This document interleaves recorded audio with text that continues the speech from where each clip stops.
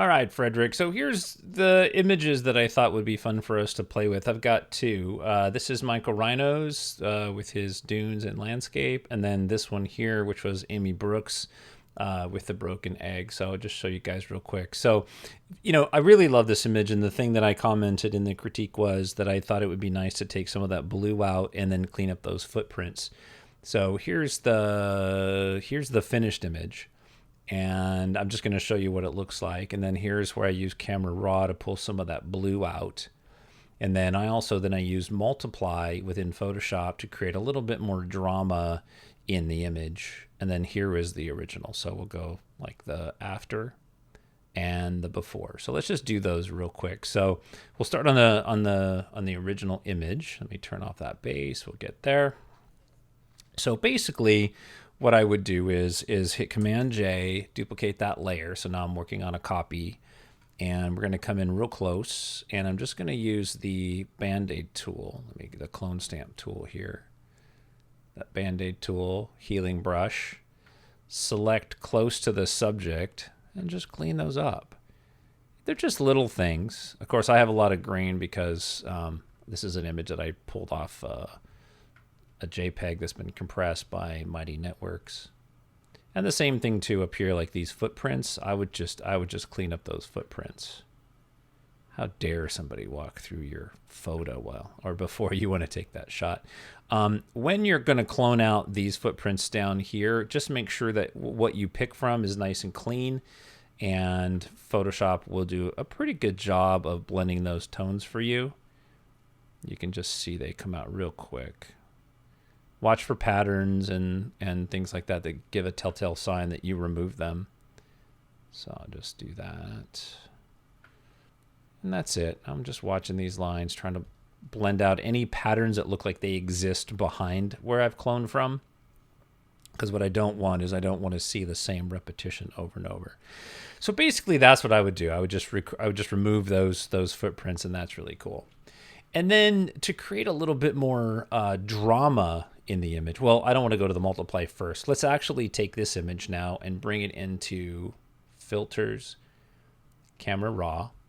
Now, I don't know if everybody knows, but camera raw is the same tools that you use when you edit the raw file, but we're doing it on the JPEG and we're going to do it as a layer.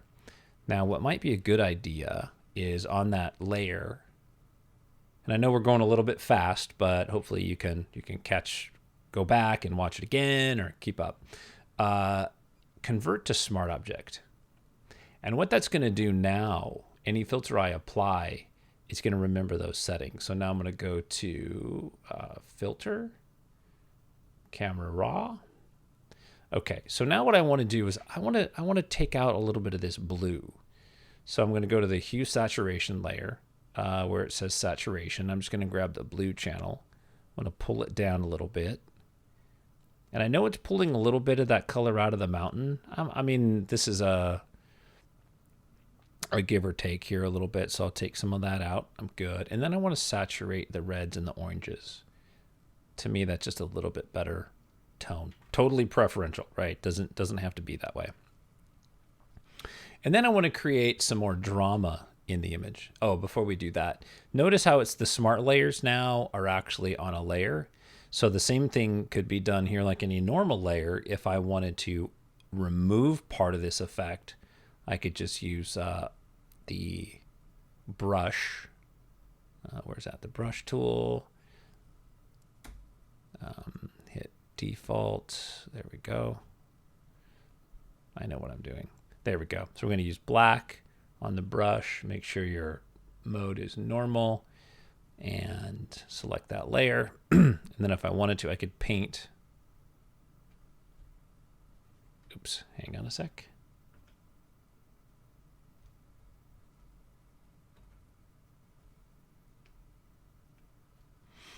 Okay, there we go. Grab the brush tool, grab black. I'm on the layer right here.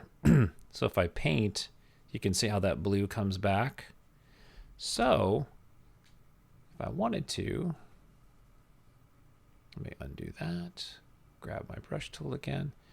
I could bring some of that blue tone back into those mountains if I liked it. but I was able to take some of that blue out of the foreground. And then let's duplicate that layer again with Command J, and then we don't actually need that filter in there, so we can delete that filter. There we go. Let's just get rid of that smart filter. All right, so now this image right here is a duplicate of the original. Oh, I guess I do, don't I? I'm making a mess. Here we go. Command J. There we go.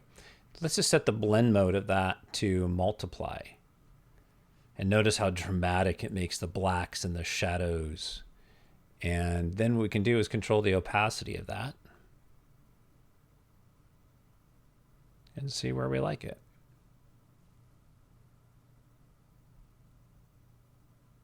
So multiply is a very powerful tool.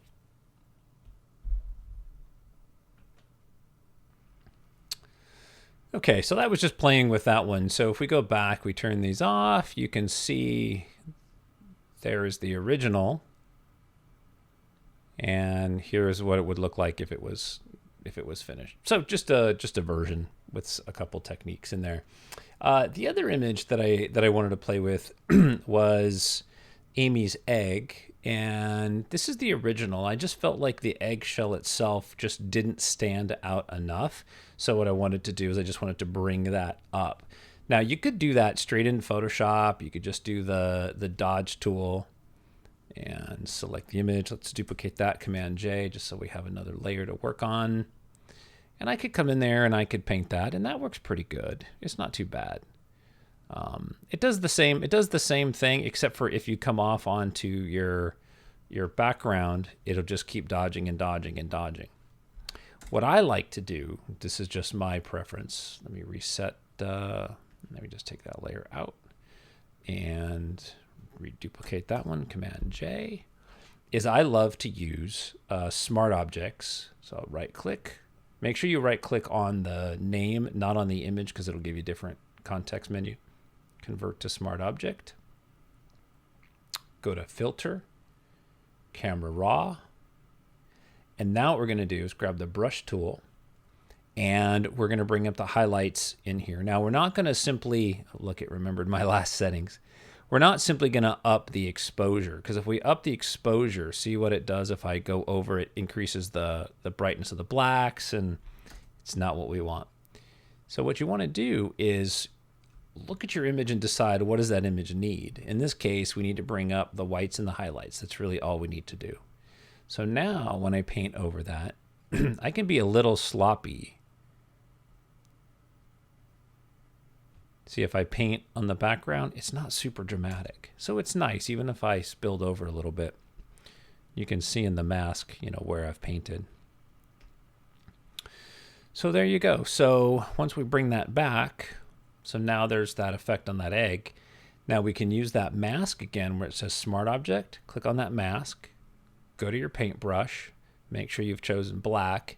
And what I can do is I can remove any spill that I want to clean up around there. I can also reduce that a little bit and maybe the inside of the shell a little bit. Maybe that's a little too dramatic. But you can see how it really makes that egg pop out, where before it seems a little dark. And if the effect is too much, just select that layer, the background or the image layer that we created, and change your opacity. And maybe, maybe we only want a 20-30% brightness change, right? Just a little bit, but it gives you that flexibility to be able to do that. There you go. That's it. Hope that's helpful. Hey, everybody, have a good week. Thanks for watching.